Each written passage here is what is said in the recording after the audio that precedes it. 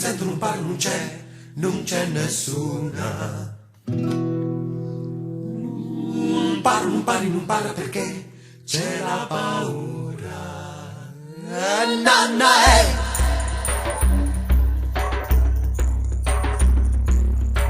Amma parlato sempre, annunciati in già mura, pensando che ogni volta potesse vincere la paura.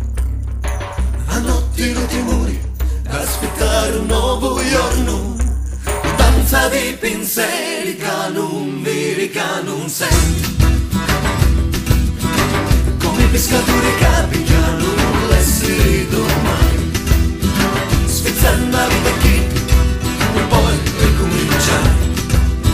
Scrivo di uomini parlanti, lo vogliono cacciare, a pace della gente non fa di lamenti.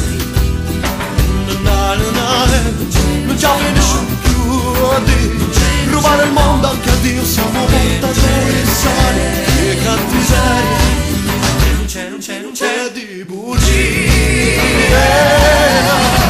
non c'è vita, non c'è amore, ci sta scritto da lo soli, e non c'è storia, non c'è vento, e rimane sto lamento. Non c'è vita, non c'è amore, ci sta scritto da lo soli, e non c'è storia, non c'è vento, e rimane sto lamento.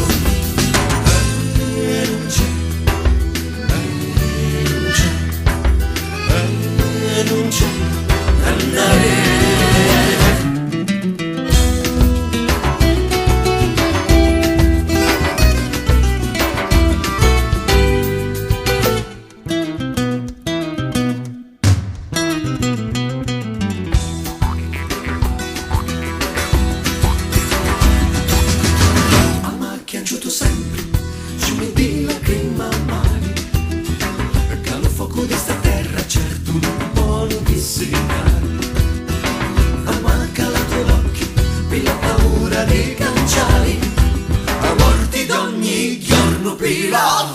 Di sognare, amma gridato sempre per non gridare, amma cresciuto figli senza rabbia e pensiero, ma è la voce che lo sente, che mi dà forza di parlare e mi dici che sta terra dalla vita per campare. Non cercavo più a dire, vincere l'anima che ha creato sta galera senza paura.